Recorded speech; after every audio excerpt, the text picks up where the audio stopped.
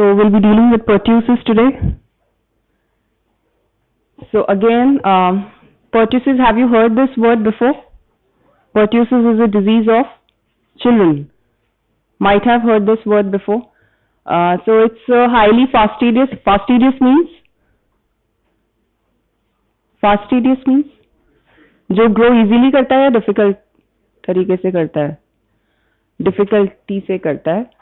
So it's a gram-negative Coccobacilli, and the microorganism which causes pertussis, उसके name में भी disease का नाम है, that is Bordetella pertussis, and it causes whooping cough in children. एक particular एक आवाज आती है जब बच्चा respiration के मोड में होता है, तो उसके जो पूरे डायफ्राम है और लंग्स हैं वो बिल्कुल स्क्वीज हो जाते हैं, तो एक तरह से एक पतली सी आवाज निकालते हैं. So that's a whoop.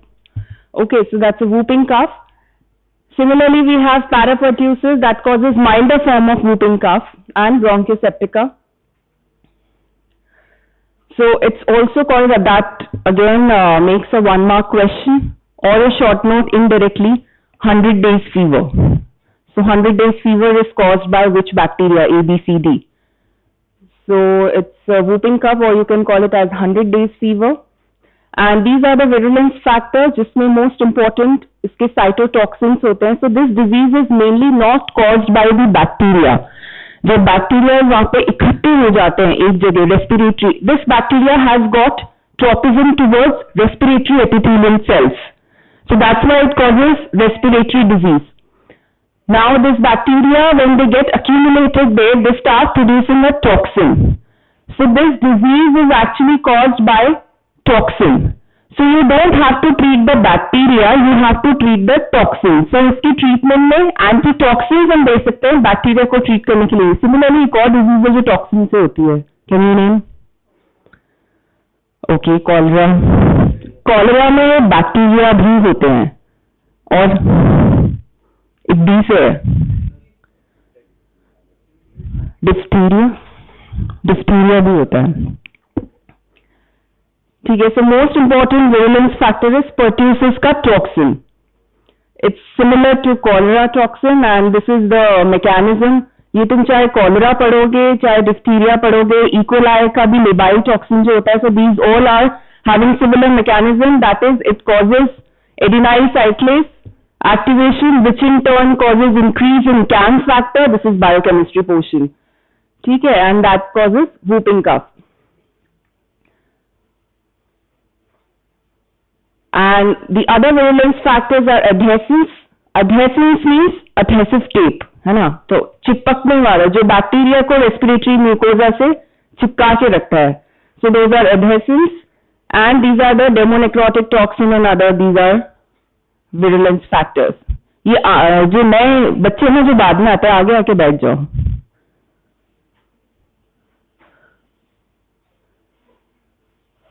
So this disease has got 3 phases. First is the catarrhal phase. ये चीज एक याद रखने की है. Catarrhal phase, paroxysmal phase, and convalescent phase. Okay.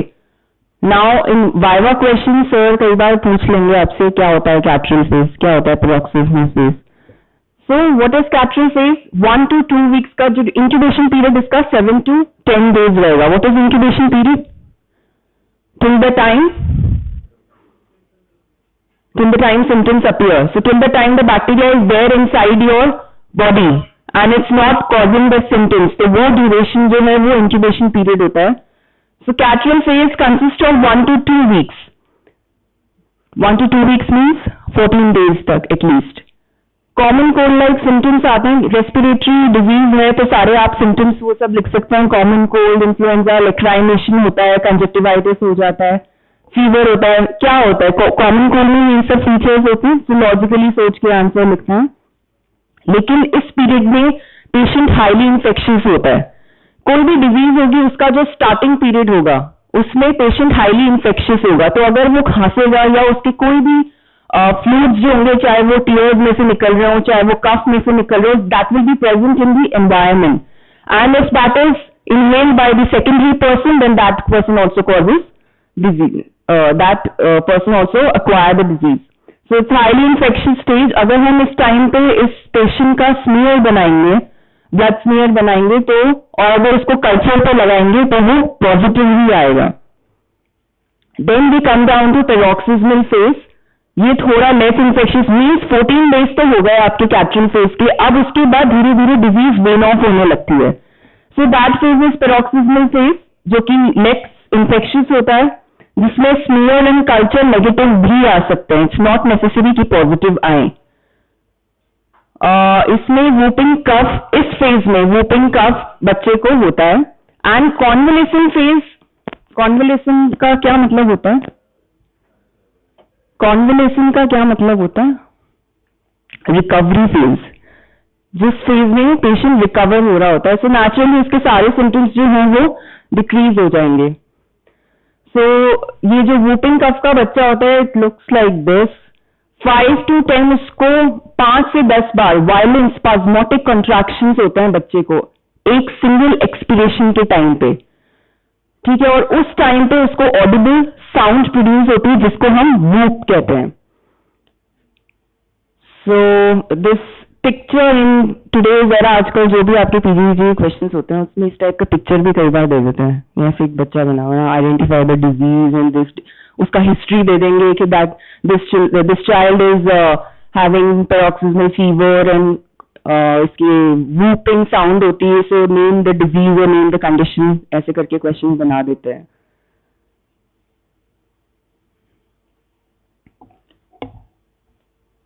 Okay, तो इतना ज्यादा स्पैज़म होता है that there is a visible neck vein distension.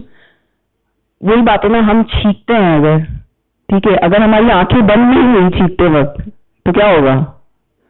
आंखें बाहर आ जाएंगी, ठीक है ना। तो वही सब होता है। वो तो बच्चा है, उसको तो पता नहीं किस तरह, सोचो उसके लिए कितना प्रॉब्लमैटिक सिचुएशन होती है ये। उसकी नेक वेन डिस्टेंस हो जाती है, आईज उसकी एकदम बल्जिंग हो जाएगी, टंग उसकी प्रोट्रूड करेगी और उसके साइनोसिस हो जाएगा। साइनोसिस क्यों होगा? क्योंकि उसको ऑक्सीजन ढंग से नहीं जाएगा, ठीक है। और फीवर इतना नहीं होगा, लेकिन बाकी सारे फीचर्स देखने को मिलेंगे। और इतना ज्यादा प्रेशर से वो वूपिंग कफ करता है कि उसके सब कंजक्टाइवल हैमरेज होने के भी चांसेस होते हैं। जहां जहां बॉडी में प्रेशर बनेगा, जैसे हर्निया भी हो सकता है, न्यूमोथोरैक्स भी हो सकता है, हिप का फ्रैक्चर भी हो सकता है। That's why you could see that, देखो उसके रिब्स भी दिखने लग गए हैं प्रोमिनेंट, यहाँ पे भी इसके कैसे डेंस गड्ढे बनने लग गए हैं।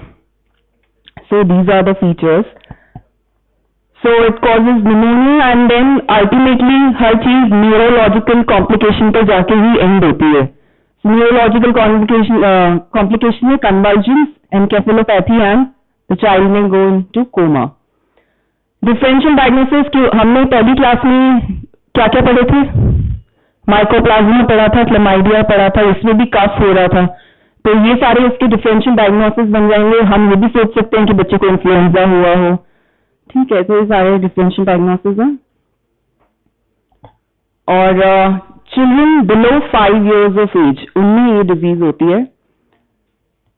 वाई चिल्ड्रन क्यों होती है? क्योंकि इस एज तक जो मैटरनल एंटीबॉडीज हैं वो प्रोटेक्टिव नहीं होती हैं। सो दैट्स वाई बच्चे को ये डिजीज एक्वायर करने की बहुत ज्यादा पॉसिबिलिटी होती है। Mode of transmission, of course it's a respiratory disease, so mode of transmission is inhalation of droplets. Although इस डिजीज में डिक्रीज आ गया है because of the vaccination process, लेकिन ऐसा नहीं है। और ये यूनिवर्सल इम्यूनाइजेशन प्रोग्राम में दिए जाते हैं बच्चों को, बट ऐसा नहीं है कि बॉडीटेलर पर्ट्यूसिस की वैक्सीनेशन दे दी तो आपको पैरापर्ट्यूसिस से कुछ नहीं हो सकता। अगर उसका इन्फेक्शन हो गया तो आपको डिजीज हो सकती है माइल्डर फॉर्म में, क्योंकि there is no cross protection between the 2 bacteria strain. Lab diagnosis में हम सैंपल क्या लेंगे? स्वॉब्स, नेसोफेरेंजियल सिक्रीशंस ले लेंगे एल्जिनेट स्वॉब्स में। फिर अगर इसका स्मीयर बनाएंगे, so we already discuss that it's a gram negative coccobacilli. Coccobacilli means, why I am not saying cocci, why I am not saying bacilli? Coccobacilli मतलब, अरे वर्ड में ही मीनिंग है। means these bacteria can appear as cocci also and they can appear as bacilli also. आप अगर इसके microscope में देखेंगे, कहीं जगह आपको वो डॉट डॉट जैसे दिखेंगे, कहीं जगह आपको वो इलोंगेटेड bacilli रॉड शेप के दिखेंगे. इसका again 1 mark question. Specific culture medium जो है that is Regan Lowe medium and Bordet Gengou agar. Mycoplasma के लिए कौन सा अगार था? Who will tell me? बता दो, जल्दी बताओ. सारी चीजें तुम्हें याद करवा के जाती हो, तुम फिर भूल जाते हो. 1 लाइनें ही तो हैं इन सब में. कुछ पी वर्ड से था, आई मीन पी लेटर से था. माइकोप्लाज्मा का दूसरा नाम क्या था? कौन सा एजेंट था? हाँ बोलो. पीपीएलओ वाज द अगर. हाँ, इसका दूसरा नाम पीपीएलओ भी था. पीपीएलओ का full form pleuropneumonia like organism. और इसको एक और एजेंट के नाम से भी क्वेश्चन आ सकता है. क्या एजेंट था वो? ई से वर्ड शुरू होता है. Eaton's agent. Yes you right. तो इसका जो कल्चर मीडियम का नाम है that is Regan Lowe medium. So Regan Lowe medium is used to cultivate which organism? Option A Mycoplasma pneumoniae, option B Chlamydia, option C what we are studying today that is Bordetella pertussis. Option D में कुछ भी. So you are going to take that answer. और इस medium पे it produces mercury drops और bisected pearls colony. ये जो words होते हैं ना पूरी माइक्रोबायोलॉजी में, आप मैंने पहले भी बोला था, एक पेज या शॉर्ट नोट्स में आप बना के रख लेना कौन से मीडियम पे कैसी टाइप की कॉलोनी. कहीं पे किसी को सेफ्टी पिन अपीयरेंस दिखती है, कहीं पे किसी को बाइसेक्टेड पर्ल कॉलोनीज दिखती है, कहीं पे इन्वर्टेड फर ट्री अपीयरेंस होता है. तो ऐसे टाइप के क्वेश्चंस बहुत पूछे जाते हैं. This is the picture of mercury drop colony. And smell में अगर आप देखेंगे तो ये कोकोबैसिलाई थंबप्रिंट जैसे अगर हम लगा देंगे ना, तो सी ये सारे ऐसे थंबप्रिंट्स के फॉर्म में इकट्ठे हो जाएंगे कोकोबैसिलाई, और इस तरह से आपको स्मेल में दिखेंगे. और क्योंकि पिंक दिख रहे हैं तो हम इसको ग्राम नेगेटिव बोलते हैं. सो ये तो वही कल्चर की बात है. मॉडर्न टेक्नोलॉजीज जो आजकल हम यूज कर रहे हैं उसमें हम वाइटेक या माल्डीटॉफ यूज कर सकते हैं. What is the principle of MALDI TOF? I asked you in previous class. These are the molecular techniques, PCR and ELISA in serology. So, as the first line says, since it's a toxin-mediated, antibiotics are less useful once the infection is established. But जब तक वो नेज़ोफैरिंक्स में है, अभी जब तक वो multiply नहीं हुए हैं बैक्टीरिया, तब तक के लिए यानी कि इनिशियल फेज के लिए आप एंटीबायोटिक दे सकते हो. बट एक बार डिजीज कॉज हो गई, अब इनिशियल फेज तो हमें पता चलेगा नहीं किसी पेशेंट का. पेशेंट तो हमारे पास तभी आएगा जब वो सिम्टम्स लेकर आएगा. तो फिर इसीलिए एंटीबायोटिक्स लेस. हाँ, एनी प्रॉब्लम? सो किसी के भी खांसी जुकाम होता है तो आप एजिथ्रोमाइसिन ले लेते हो. Okay, then that comes under category of macrolides. तो एजिथ्रोमाइसिन का कोर्स क्या होता है? 5 डेज के लिए लेते हैं. सो 5 डेज के लिए ले लो या एरिथ्रोमाइसिन ले लीजिए, और कोट्राइमॉक्स भी ले सकते हैं. ठीक है. Okay, this is the last part. इसकी वैक्सीनेशन पे अलग से क्वेश्चन आ जाता है. बॉर्डिटेला परट्यूसिस वैक्सीन, इसकी 2 टाइप की वैक्सीन होती है. One is whole cell vaccine. Now what do you understand by whole cell? Who will tell me? I am not going to answer today. हर चीज नहीं पढ़ाऊंगा, नहीं आंसर दूंगा. What are the different types of vaccines? You have a chapter in your microbiology. Either you answer me right now or you have practical class today. तो वहां पे हम मिलेंगे. देन मेरे बैच में जो भी आएंगे वो प्रिपेयर करके आएंगे. और मेरे बैच में कौन आने हैं वो पता नहीं है अभी, तो सब लोग प्रिपेयर करना. Different type of vaccines I am gonna ask, so be prepared with that. So whole cell pertussis vaccine is one available option.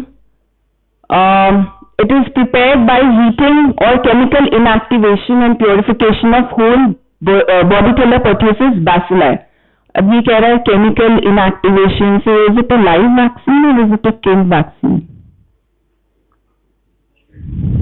Heat से कैसे inactivate करते हैं तो वो कौन सी टाइप की वैक्सीन कहलाती है?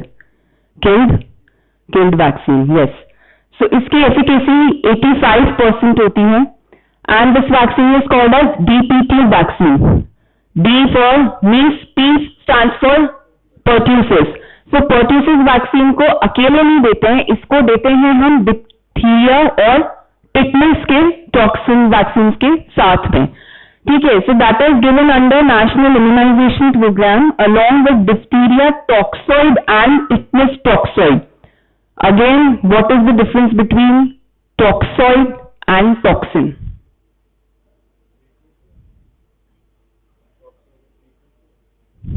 What do you understand by precursor?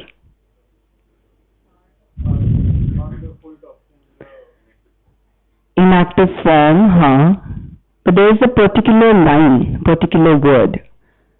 This is your second question. Be prepared with that. ठीक है?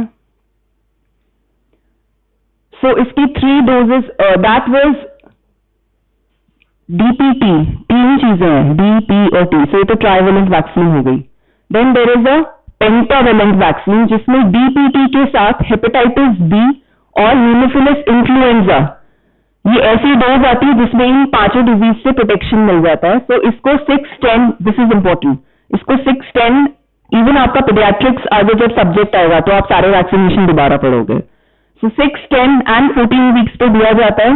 देन 1.5 years का जब बच्चा होता है तब उसको फर्स्ट बूस्टर देते हैं और जब 5 years का होता है वो तब उसको सेकेंड बूस्टर देते हैं. ठीक है. pertussis component, then they ask you what do you understand by adjuvant. These are the questions I'm telling you, they can ask you in Viva. Even they can come as an MCQ question or one-liners. What is an adjuvant? Anyone? इसी के आगे लिख रखा है. Adjuvant is something which increases the immunogenicity. क्या बात चल रही है भाई, मुझे बता दो.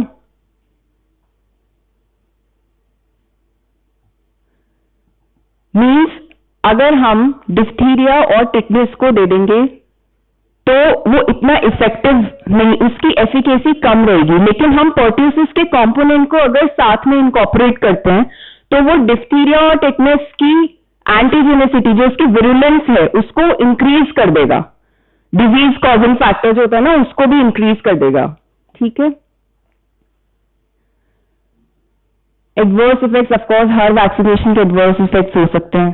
कोविड के टाइम में भी सब वैक्सीनेशन ले रहे थे, क्या सुनने में आता था एडवर्स इफेक्ट्स में? फीवर हो जाता है. कोई भी वैक्सीनेशन ले लो फीवर हो जाएगा, वहां पे रेडनेस हो जाएगी, स्वेलिंग हो जाएगी, लेकिन वो माइल्ड फॉर्म में होती है.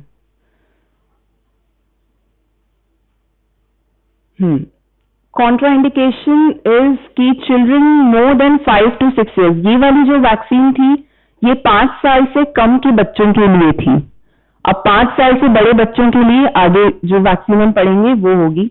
ऑल्सो इसके न्यूरोलॉजिकल, क्योंकि हमने इसके न्यूरोलॉजिकल कॉम्प्लिकेशंस पढ़े हैं डिजीज के, जो लेटर क्या होता है, एनकेफेलाइटिस, ये सब चीजें होती हैं, कोमा में जा सकते हैं. तो ये एडवर्स इफेक्ट्स होते हैं बट बहुत रेयरली होते हैं. किसी बच्चे को अगर एपिलेप्टिक एपिसोड्स आते हैं, उसकी फैमिली हिस्ट्री होती है, तो उन बच्चों में ये नहीं देनी चाहिए, क्योंकि कहीं ना कहीं चांसेस तो हैं इस वैक्सीन के न्यूरोलॉजिकल कॉम्प्लिकेशंस करने के. या अगर किसी वैक्सीन से बहुत ज्यादा हाइपर सेंसिटिव, कोई भी वैक्सीन देने से पहले आप एक हाइपर सेंसिटिविटी टेस्ट जरूर करते हैं. ठीक है. So that was whole cell vaccine. This is acellular, means इसमें से सेल पार्ट हटा देते हैं. अब ये जो मैं वर्ड यूज करी ना, ये पढ़ लेना, लास्ट क्लास जो आपकी प्रैक्टिकल क्लास होगी उसमें अपन डिस्कस करेंगे वापस. एसेल्युलर pertussis वैक्सीन, इसमें pertussis का टॉक्सॉइड होता है और फिम्ब्रियल हीम एग्लूटिनेशन, पर्टैक्टिन, फिम्ब्रियो, ये सब कॉम्पोनेंट्स होते हैं इसके. Now this is the vaccine which can be given to greater than 5 years of age children and it is available as DAPT. जो A cellular word है ना, उसका small a use करके हम इसको लिखते हैं. That was DPT. This is DAPT. That's all for today. So pertussis toxin is produced by which option?